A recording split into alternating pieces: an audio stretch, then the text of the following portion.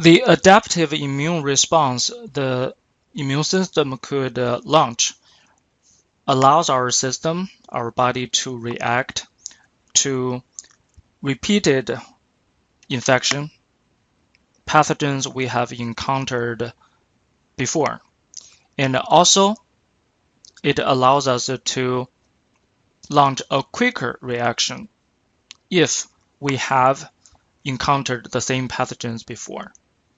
So this adaptive immunity is really the hallmark, actually, of our immune system and what it can do.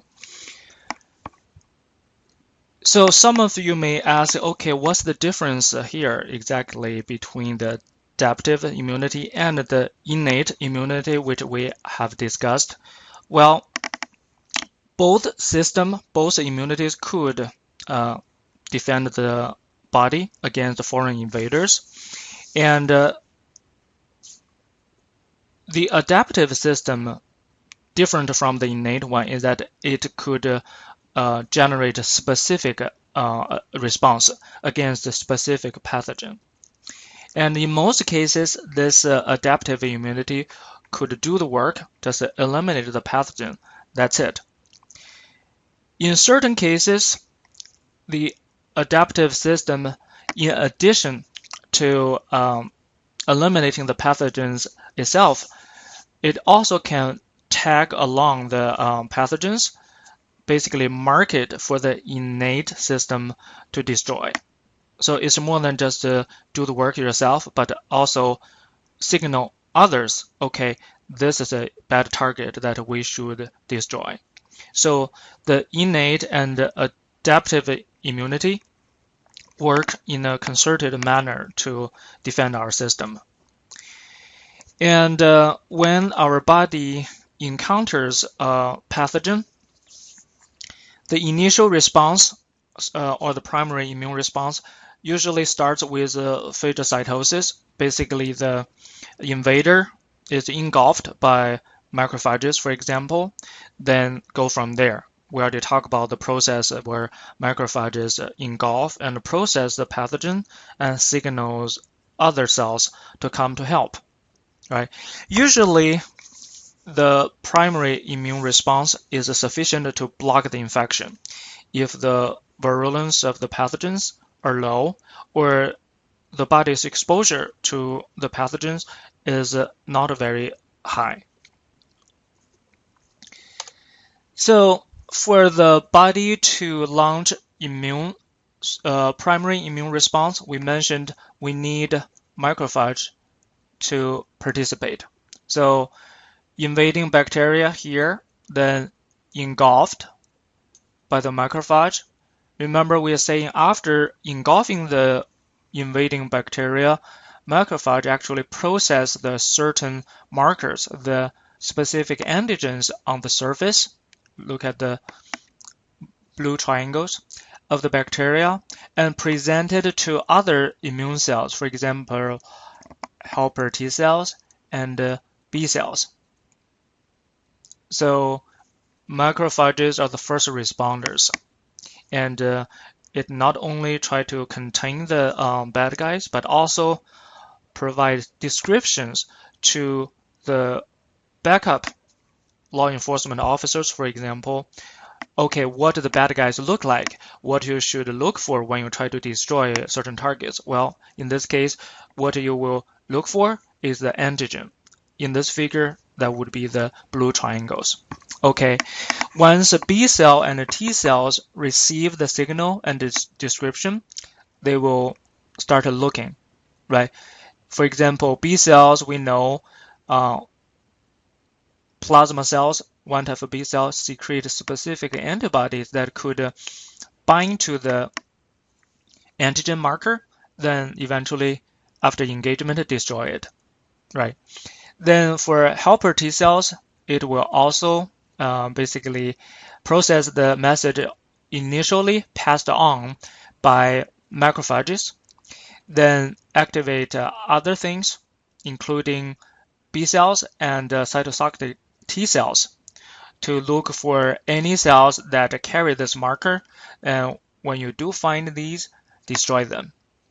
So that's how the primary immune response works. So if we think about this whole process of a primary response involves the acquiring, processing, and delivering of the message among different type of cells. Therefore, it will take a relatively long time for our body to launch this. And before this immune response can become effective, during the process of developing this response, the invaders could still be spreading out and causing more damages. But okay, we just need time to react. I'm sorry, I just couldn't be any faster if it is the first time I encounter this pathogen. Then, after this long process of developing primary immune response, our body, remember we have memory cells, will remember what the pathogens are like. So our immune system will have this memory. Okay, back then I dealt with this pathogen through this antibody, this type of cells. Okay. Let's say in the future, if we encounter the same type of pathogens with the same type of antigen markers, then our system will again check the database, say, okay, this one had a prior record, what it does, and how it was taken care of. Let's launch an attack. So the secondary response of the adaptive immune response is much quicker because it does involve memory cells that remember what it was like. Therefore, compared to primary immune response, the secondary response is much quicker, right? We don't need to say start from the very beginning. We just need to pull out the record to see what worked, what happened in the past. And this obviously would be an advantage to deal with re-encounter and reinfection. And the result can be long-lasting. And by this I mean the ability to launch a quicker, long-lasting secondary immune response based on the memory the immune system has is the foundation of immunization. And we know immunization is, okay, someone receive a shot, a vaccination, then hopefully that will give the person defense or immunity against the disease he is vaccinated against. So that's what the layman would know. But now that we're talking about the immune system and how it works, let's think about exactly what immunization means. This sentence actually is written by me based on different books and my understanding of the mechanism. So immunization is a controlled, artificially induced primary immune response by vaccines that enables body to launch a quicker and more effective secondary response against real pathogens. So this sentence, I feel, encompasses how vaccines work. So first, let's pick out the main parts. So first, immunization is a primary response. We know this is the response that takes time to develop, right? We just covered it. It involves a macrophage, B cell, T cell to coordinate, then develop a memory and keep it on the record. So by nature, immunization is a primary immune response. However, this primary immune response is different from what we would naturally encounter in nature, in our living environment. It is controlled. It is artificially induced. we go to a clinic or pharmacy store to get a shot, the nurse or the pharmacist would sterilize our skin, right? Then give us a shot. Although we may have a certain reaction, for example, fatigue, low fever in certain cases, but that vaccine won't make us real sick, right? So therefore, it is a controlled and artificially induced primary response. Then what does this do? Immunization enables the body to launch a quicker and a more effective secondary response against real pathogens. So corresponding to real pathogens are the vaccines.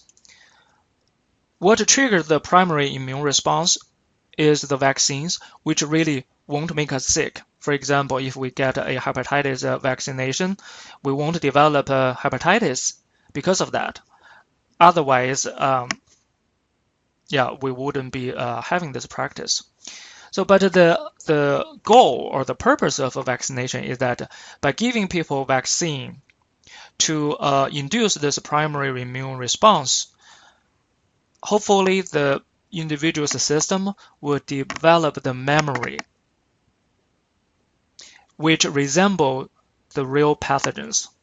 That's why when we finally encounter the real pathogens in life, although we haven't been infected before, but we already have the memory of the pathogens or the features for the pathogens recorded in the immune system.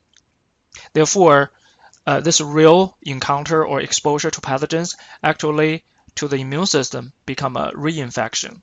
So it's nothing I didn't see before. I already knew how to deal with it. I know how to make this antibody against this one.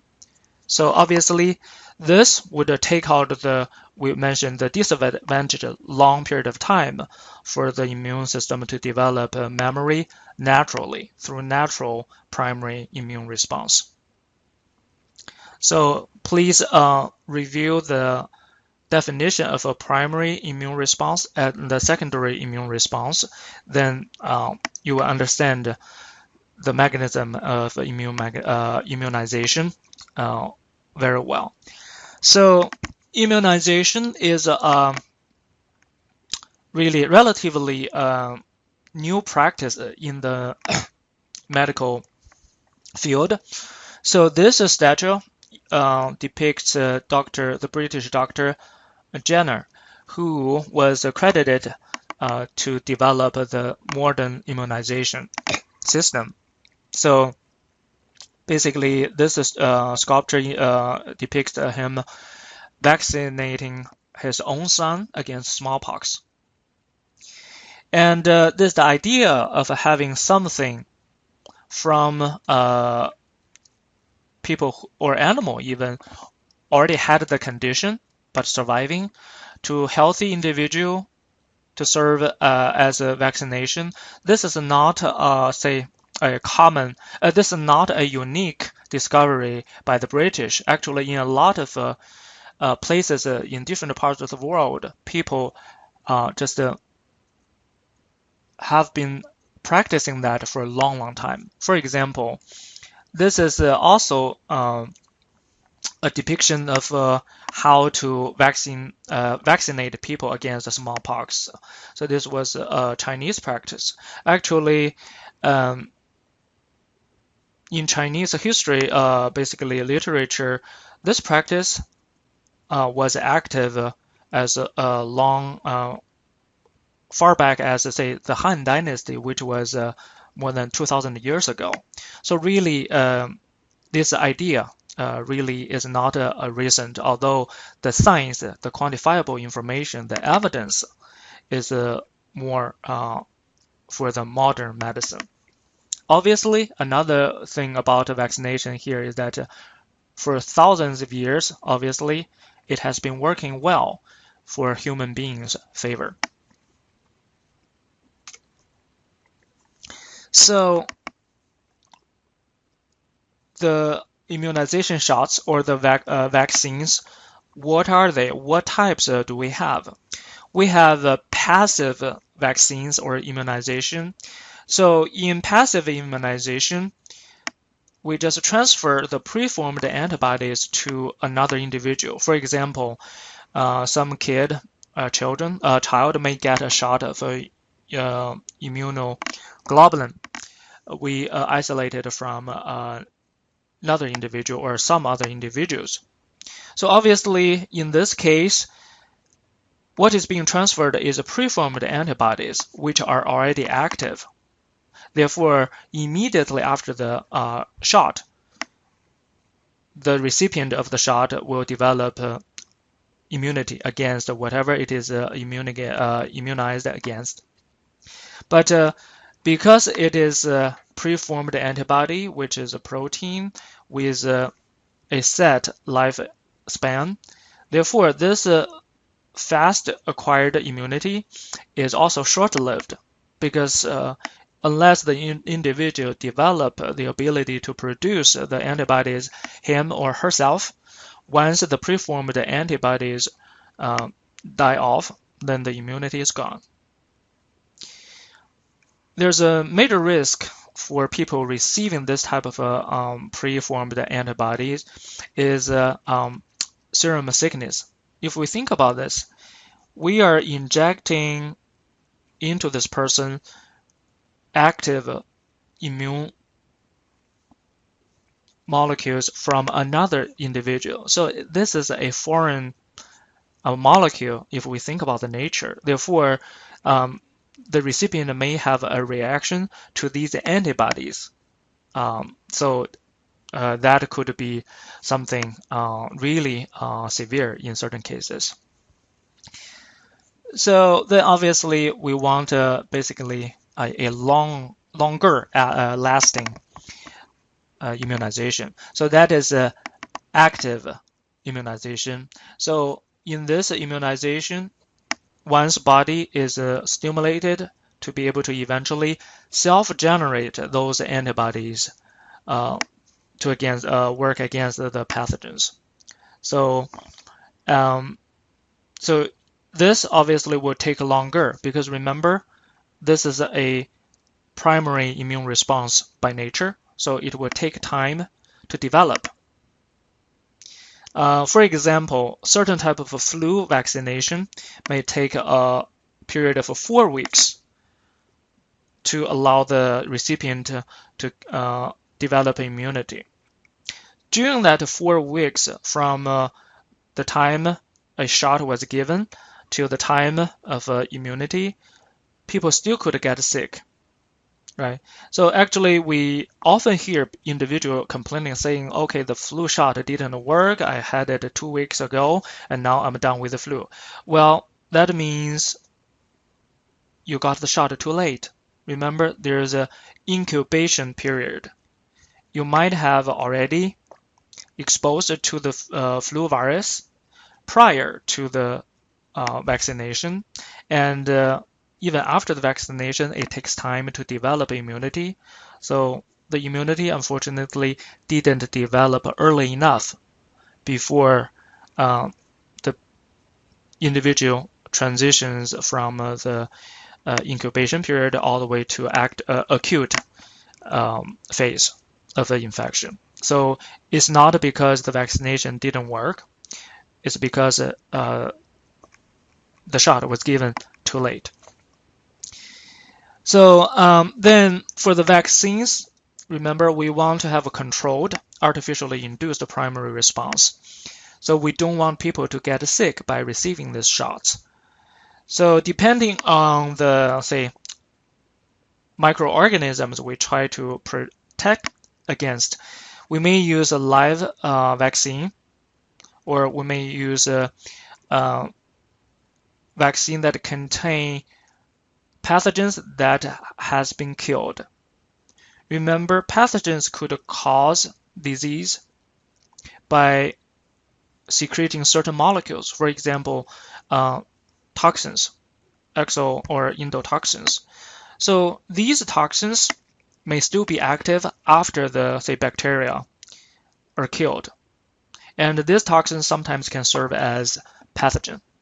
Therefore, say in example like this, we could give the patient or the individual dead bacteria or part of it, which would be enough to stimulate the immune system, but obviously without the living bacteria, it won't really cause a real infection. Or we could use what we call attenuated vaccination. So we may use a portion of the pathogen we're interested in, and remember, we can reduce the exposure or the virulence of the pathogen to the point it is strong enough to stimulate a primary immune response, but not enough to make people really sick.